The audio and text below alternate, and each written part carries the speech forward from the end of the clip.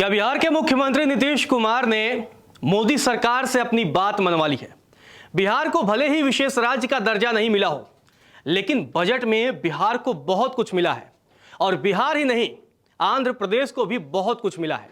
जी हां, नीतीश कुमार और चंद्रबाबू नायडू, जो कि मोदी सरकार के मौजूदा समय में दो बड़े पिलर हैं, और ये दोनों ही नेता मोदी सरकार को अपना समर्थन दे रहे हैं, जिसकी वजह से केंद्र में मोदी सरकार है।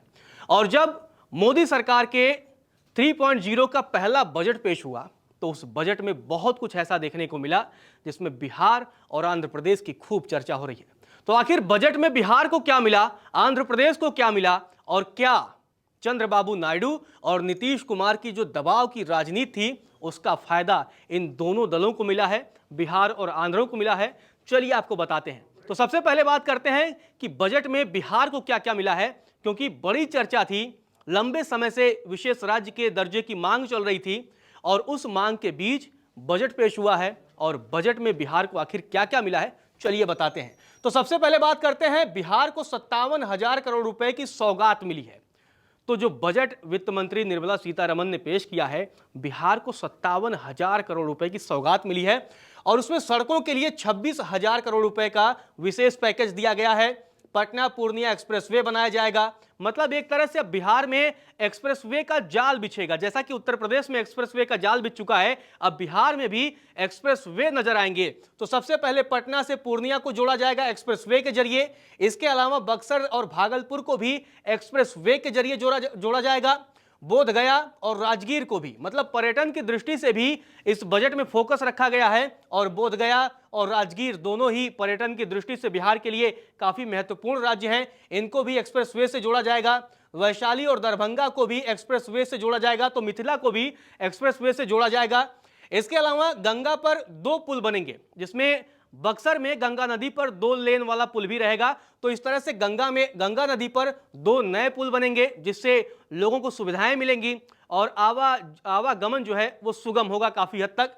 इसके अलावा बात करते हैं, धार्मिक पर्यटन को भी काफी दृष्टि में रखा गया है। बिहार की अगर बात की जाए तो काफी फोकस रखा गया है।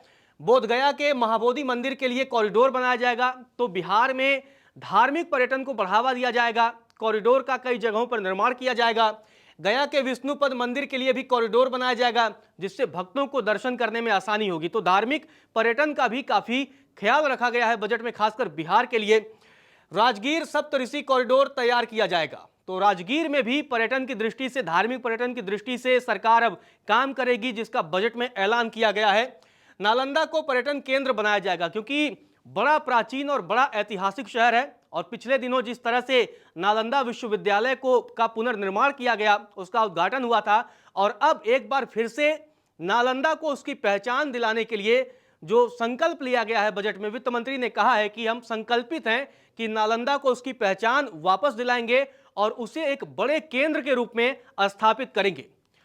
अब बात करते हैं कि और क्या क्या मिला है बिहार को। सिंचाई प्रोजेक्ट के लिए 11,500 करोड़ रुपए की सौगात मिली है, क्योंकि बिहार अक्सर जो है वो जब भी मानसून आता है तो बाढ़ से प्रभावित हो जाता है। बिहार के कई सारे जिले जो है वो नेपाल से जो पानी आता है उसकी वजह से वो बाढ़ का सामना करते हैं, जिसकी वजह से बाढ़ की वजह से लोगों को दिक्कतों का सामना करना पड़ता है। ऐसे में अब उस जल का एक तरह से उपयोग किया जाएगा और सिंचाई परियोजना के लिए उन पानियों का इस्तेमाल होगा। और अब जाकर के सिंचाई परियोजना के लिए 11,500 करोड़ रुपए बजट में बिहार के लिए दिया गया है। और इसके अलावा बिजली के लिए बड़ा काम होगा बिहार में। बिहार के पीरपैंती में 2400 मेगावाट बिजली प्लांट की स्थापना की जाएगी। तो इस पावर प्लांट के लिए सरकार ने बजट में 21,000 करोड़ रुपए का ऐलान किया है। तो 21,000 करोड़ रुपए के बजट से पीरपैंती में 2400 मेगावाट बिजली पावर प्लांट का जो है वो बनाया जाएगा। इसके अलावा बिहार में कई सारे नए मेडिकल कॉलेज खोले जाएंगे, जो कि बजट में निर्मला सीतारमण ने ऐलान किया है। इसके अलावा कई शहरों में नए एयरपोर्ट भी बनाए जाएंगे, तो एयर कनेक्टिविटी भी बिहार में बढ़ाई जाएगी। इसके अलावा स्वास्थ्य के दृष्टिकोण से कई सारे नए मेडिकल कॉलेज का भी निर्माण किया जाएगा। तो कुल मिलाकर देखा जाए तो बिहार को, चाहे वो पर्यटन की दृष्टि से हो, चाहे वो हेल्थ की दृष्टि से हो, चाहे वो कनेक्टिविटी की दृष्टि से हो, हर दृष्टि से देखा जाए तो बिहार को बजट में बहुत कुछ मिला है। और बिहार के अलावा आंध्र प्रदेश को भी बजट में काफी कुछ मिला है, क्योंकि एक चर्चा थी कि जब से चंद्रबाबू नायडू और नीतीश कुमार ये दोनों पिलर हैं मोदी सरकार के, तो नीतीश कुमार ने तो बहुत सारी बातें मनवा ली। भले ही विशेष राज्य का दर्जा उनको नहीं मिला, लेकिन बजट में उन्हें काफ़ी कुछ मिला है। और अब आंध्र प्रदेश को भी काफ़ी कुछ मिला है, क्योंकि चंद्रबाबू नायडू ने ऐलान किया था कि अमरावती को नई राजधानी के तौर पर बसाया जाएगा। और नई राजधानी अमरावती के लिए बजट में 15,000 करोड़ रुपए का ऐलान किया गया है। और आंध्र प्रदेश को करीब 50,000 करोड़ रुपए का जो बजट में ऐलान किया गया है, तो आंध्र प्रदेश को 50,000 करोड़ रुपए मिलेंगे। इसके अलावा पोलवरम सिंचाई परियोजना पूरा किया जाएगा, जो कि बहुत ही महत्वाकांक्षी परियोजना है। और अगर ये बन जाता है तो आंध्र प्रदेश में सिंचाई की समस्या लगभग दूर हो जाएगी। तो ये भी वित्त मंत्री ने वादा किया है कि इसको पूरा किया जाएगा। इसके अलावा औद्योगिक गलियारों का भी निर्माण होगा, तो ये भी एक बड़ी बात है। विशाखापट्टनम और चेन्नई में औद्योगिक कॉरिडोर का निर्माण किया जाएगा, उसको जोड़ा जाएगा। इसके अलावा हैदराबाद और बेंगलुरु के बीच भी औद्योगिक कॉरिडोर का निर्माण किया जाएगा। तो कुल मिलाकर बजट में यही है। चर्चा भी थी कि आंध्र प्रदेश और बिहार को विशेष राज्य दर्जा देने की मांग हो रही थी। चंद्रबाबू नायडू लगातार प्रधानमंत्री नरेंद्र मोदी से मुलाकात कर रहे थे। तो आपको याद होगा जब संसदीय दल की बैठक चल रही